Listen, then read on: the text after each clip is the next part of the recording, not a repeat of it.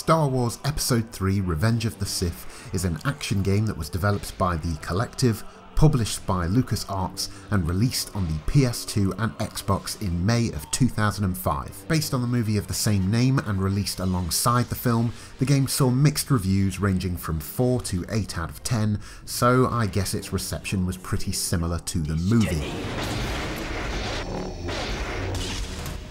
I suppose that as this game is based on arguably one of the most well-known films of all time, I don't really have to fill you in on the plot. But for those of you who are unaware, this story is centered around two Jedi, Anakin Skywalker and Obi-Wan Kenobi, and follows Anakin's inevitable descent into becoming Darth Vader. I'd like to tell you more, but it really is just that simple, and all of it plays out just like you're watching extended and deleted scenes from the film. So if there was an action scene in the movie, this game manages to stretch it out to about 5 or 6 levels. From a narrative perspective, it is sort of hard to critique, I guess, as the developers had to stick so closely to the original material, but if you're looking for a faithful retelling with some cutscenes matching the film shot for shot, then you'll have no complaints. Now, earlier I said that this is an action game, but when I really think about it, this is just a beat 'em up with lightsabers, which on paper sounds great, but in practice,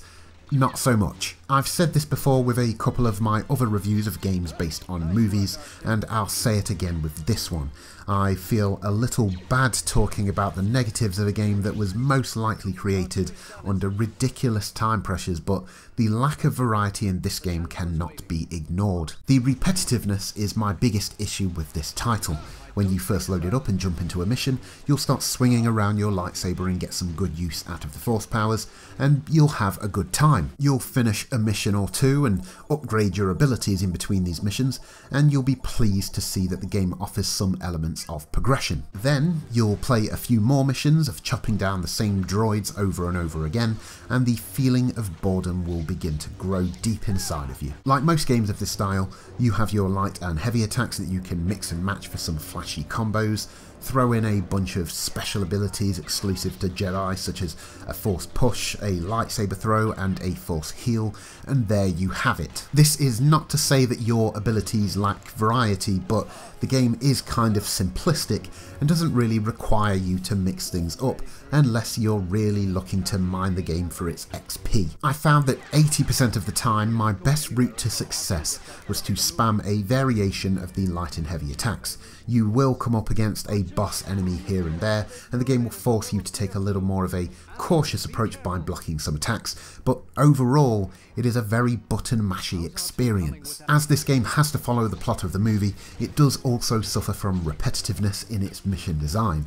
Most levels take place in locations that were in the film, but instead of Anakin and Obi-Wan travelling through one corridor of droids to get to the bad guy, in this game, most likely to pad out the experience, they'll travel through 7 or 8 corridors to get to the bad guy, all of which look exactly the same. So, with the combination of seeing a lot of the same environments, with a lot of the same enemies, it's not long before your fun hack and slash adventure starts to feel like a bit of a grind, and for a game that's only a few hours long, this is a problem. I did hope that the boss battles would be more creative and work slightly differently, as you're fighting an enemy who is also armed with a lightsaber, but the boss battles fall short as well, and almost push you into using cheap tactics to get past them. Once again, the curse of being a movie tie-in has taken a fun premise and turned it into a shallow experience, and you can sort of feel this with the extremely linear levels, as the developers seemingly opted to craft a focused but polished game. Normally I'd say that a short game like this does offer some opportunity to replay it a few times to see what you've missed, but I didn't really find anything in this title worth revisiting. During my playthrough, I actually had a growing sense of familiarity, something I couldn't put my finger on when it eventually hit me. This game plays exactly like The Lord of the Rings Return of the King, a game released 2 years earlier, and in my personal opinion, a game of much higher quality. It has the same hack and slash gameplay but not as engaging, it has the same scoring and XP system but not as expansive, and it follows the movie incredibly close, but doesn't do as good of a job at including interesting environments and set pieces. So the main feeling I came away with after some time with this game was, boy, I should really play Return of the King again sometime soon. Now, despite my negative tone so far, it's not all bad. In terms of visuals, I do think this title looks pretty good, and they've done a great job of recreating the characters from the film. From what I can tell, most of the actors from the movie did show up to lend their voice to the game, and of course the music in the background is pretty much ripped straight from the films.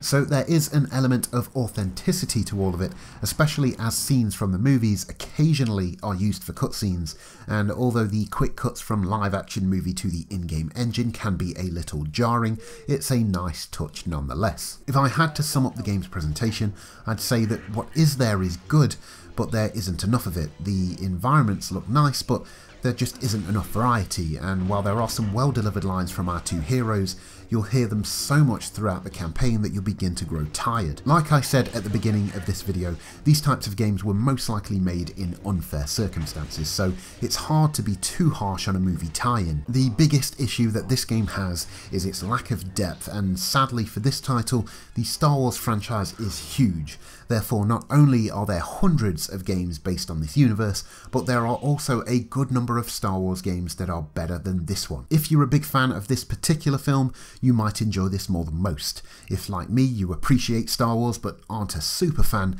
then this game doesn't offer enough for me to recommend it to you.